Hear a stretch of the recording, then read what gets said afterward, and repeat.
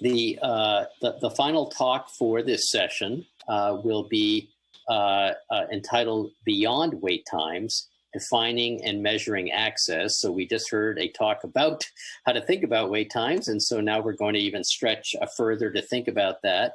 The speaker for this will be Dr. S2 Agrawal. Dr. Agrawal is the President and Chief Executive Officer of the National Quality Forum. He is also a board-certified emergency medicine physician who has worked in both academic and community settings. And I look forward very much to your comments, Dr. Agrawal. Thanks, Andy. I really appreciate it. Thank you also to Ken and Susan and Cameron, as well as the National Academy, for the opportunity to present today. Hal, I really appreciated your comment about the Academy at the start of your talk. That was laugh out loud funny. So I'm going to try to move this forward. Great. Perfect.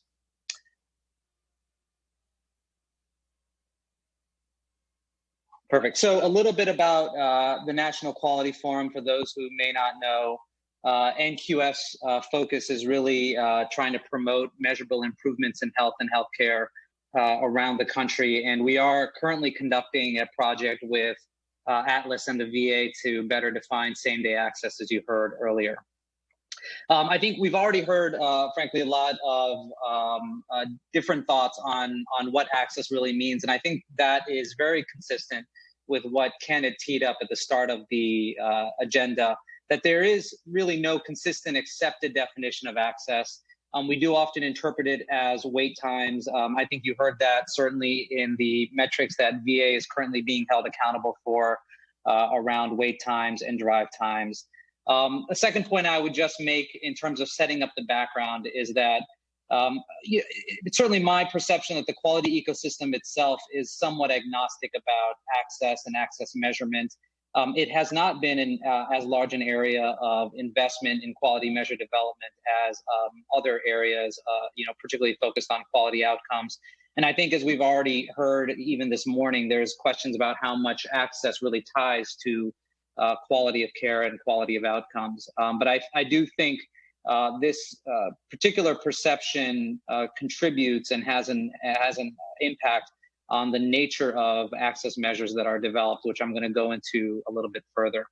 Again, as you heard a little earlier, there are concepts of access. There are certain standards around it, primarily network adequacy standards that are required of health plans. These quote unquote access standards tend to occur at population level. So for example, looking at the number of enrollees in a health plan or in a delivery system per provider, looking at broad elements of geographic access, again, wait times very commonly, and at a population level, looking at the volume of services that are technically available. But I think it's important to point out that's not necessarily matched to the need for a particular population, that population's need for services. They tend to be hot, sort of standards that are created at a national level, sort of a single standard approach. This type of data is often used, say, for example, by CMS to address network adequacy across Medicare and Medicaid, but rarely is access data really made public in the private sector. And so a point that I make now, and certainly will return to, is, certainly our perception is that what's important for access really depends on patient needs, on population needs. And I would argue that's not adequately accounted for in measurement today in access. So if you were to look at one of the functions that NQF has, again, for those who may not know, is that we review measures for endorsement, which you can think of as certification of the measures. And that really assesses the scientific rigor of the measure itself. This is, broadly, these are the measures that are currently endorsed that are inclusive of an access component. So a point that I would make right at the outset, and I will try to draw up some general themes since this is just a list of measures, and not everyone is as excited by a list of measures as I am. But, thematically, one thing I would point out is access is very rarely, at least among endorsed measures, a standalone item. It is usually a component, a piece, a segment of another measure. And so you can see on the left side of the slide a broad, just sort of summary description of what the measure is, and then what the access component is on the right. So walking through it a little bit, you can see that there are patient experience measures or elements of access, particularly around issues with transportation, around the experience of whether or not they feel they got access to necessary services. So there are, to the point that's been made earlier, again, access being a mix of actual and perceived access. The same is reflected in endorsed measures. There are both perceived measures of access as well as quote unquote quantitative actual measures of access. So just moving down the list again, there are then a large swath of measures that look at essentially care coordination. So a whole set of measures around connection of ED care to outpatient care, whether that's for dental services, substance use disorder, et cetera. And there's also other essentially care coordination measures that look at the provision of certain services after an inciting event. So, for example, the receipt of contraceptive care after a live birth or after a pregnancy. So again, you can see that this is how access is accounted for, essentially as a component piece of a broader quality goal.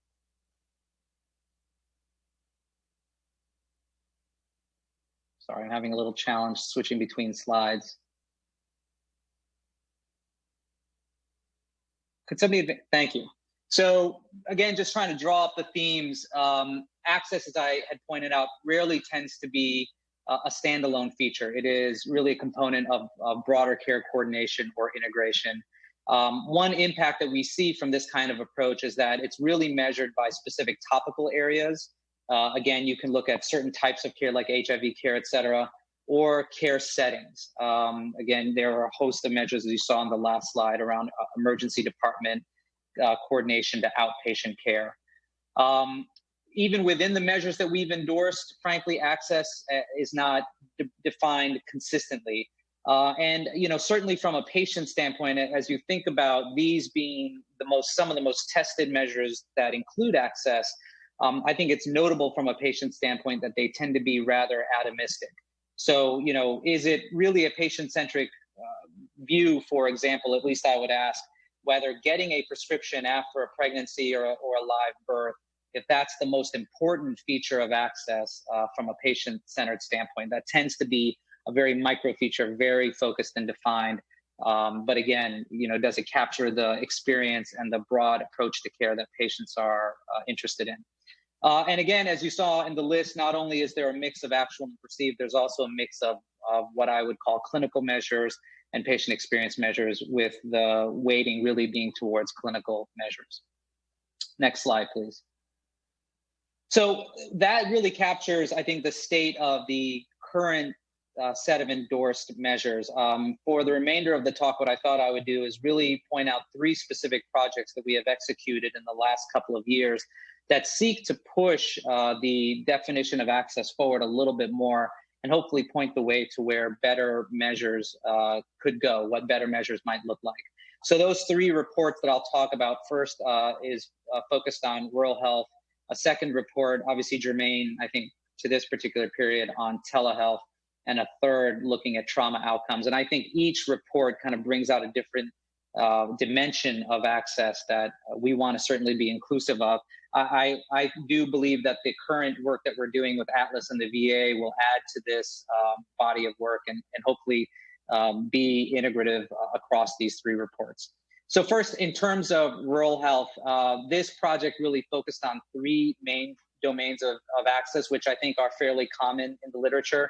First is the availability of services, second, the accessibility, and third, the affordability. Next slide, please. So this just shows you a little bit more. The next few slides just break down those concepts a little bit further. So availability is I think, what you would often associate with access. It's the availability of appointments, particularly for the rural environment.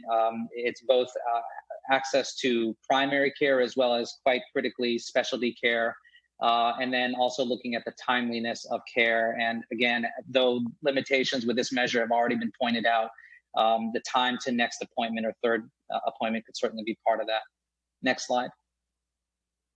Accessibility goes a little further. So it talks, again, about, we've seen these concepts already come up on the panel, language services, being able to communicate effectively with the patient, access to health information, literacy, again, transportation. I won't belabor these since these are concepts that we've already heard about. Next slide. And finally, affordability, obviously a critical element of access, especially when you're part of a system that doesn't necessarily cover out-of-pocket expenses or transportation costs, as we heard regarding the VA earlier. So affordability features, quite importantly, this domain both includes out-of-pocket costs, as well as, importantly for us, delays in care because of those out-of-pocket expenses. Next slide. So that I think establishes just sort of a baseline for various important domains of measurement and access. Our telehealth project last year, I think, pushed these dimensions forward by adding two really important, to my mind, components. First is accommodation. So you see on the right side of the slide, the first three domains are very consistent with the rural health work. The fourth, I think, quite critically, is accommodation. So does telehealth, in this case specifically, but I think we can ask this about provision of services more generally, accommodate the actual diverse needs of the patient? So this is the first domain that goes beyond what I would argue are more traditional measures of access, but frankly also a little bit more clinically or provider focused, right? So whether something is available, is accessible from a health literacy standpoint, I'm not sure that's truly as patient inclusive as an accommodation dimension, which really seeks to understand the diverse needs of patients and populations and test whether or not the service that is being offered or provided really meets the needs of that patient or population. And a fifth dimension then is accessibility. So do both, and I think this is an interesting wrinkle about telehealth, and again, one can ask if this should apply more broadly, is whether both patients and, importantly, the care team accept the use of a particular service as a means of care delivery. So we often interpret access as how well patients can get in to see clinicians. I think the telehealth report offered an interesting possibility to really understand how clinicians understood the acceptability of that service and how they used it to perhaps work with other members of the care team. So that's an interesting dimension that I would just bring into this discussion. Next slide, please. So these are priority measure concepts that came out of our telehealth report. Again, some very traditional features like how does offering telehealth compare to travel, how does it change the timeliness of care compared to an in-person encounter? How often does it lead to actionable information on the part of both the patient and the provider? And what value does it add relative to evidence-based practices? How does it empower patients? How does it lead to care coordination? What's interesting is, while I definitely feel that these are areas that need to be developed, particularly in measurement and understanding of telehealth services, these factors are also extremely relevant for non-telehealth, for face-to-face encounters. And so I think it's important to point out that while we want to see these kinds of measures, we don't actually want to make telehealth measurement that different from a face-to-face encounter. I would argue these same features are really relevant for assessing how well the face-to-face encounter works. I mean, we really don't have these kinds of measures today for those kinds of services either. I mean, particularly if you think about patient empowerment or how the face-to-face encounter relates to evidence-based best practices. Next slide, please. So the last project I just wanted to point out, because I think it adds yet another interesting dimension, is our project focused on trauma care. So here, access also considered the domain of resource matching. That is, specifically, what is the utilization of services in a population, and how does that match up to the services that are technically on offer? So you can imagine the importance of that when you think about a trauma care system. And really thinking about the needs of a population for trauma care and how well those needs are mapped to services. This is, I think, different from network adequacy standards, which again tend to be top-down driven and a single standard. This really seeks to understand the need of services for a given population in order to assess adequacy. So next slide, please. So just kind of the main takeaways from all of these reports and the set of measures that are currently endorsed. I think if we were really seeking to create a more patient-centered view of access, I think starting with the domains that we have around availability, accessibility, and affordability are important. They're baseline, I think, definitional domains that are important for consistency. I certainly think we need more comparative assessment of access. So how does one approach to access, for example, telehealth, really compare to another service that could be offered? I think that comparability is extremely important when you think about meeting the needs of specific patients or populations. There's a point that's been made. I have actually thought about this as resource matching, but I think other panelists have made a similar point in different ways, which is needing to include in any kind of definition or measurement approach to access the frequency of services against the need of the patient or the stakes of those services. So just as examples, there are services that are relatively low frequency, but very high stakes for patients.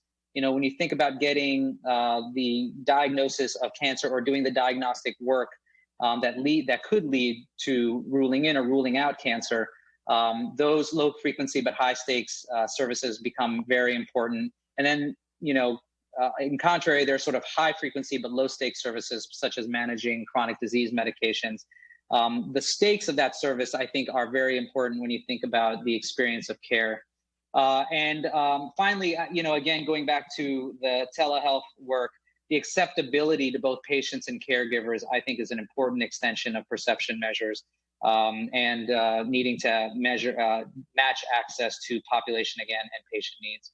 I think that was my last slide, but next slide, please. Yeah, all right. So thank you very much again for the opportunity, and I return it back over to Andy.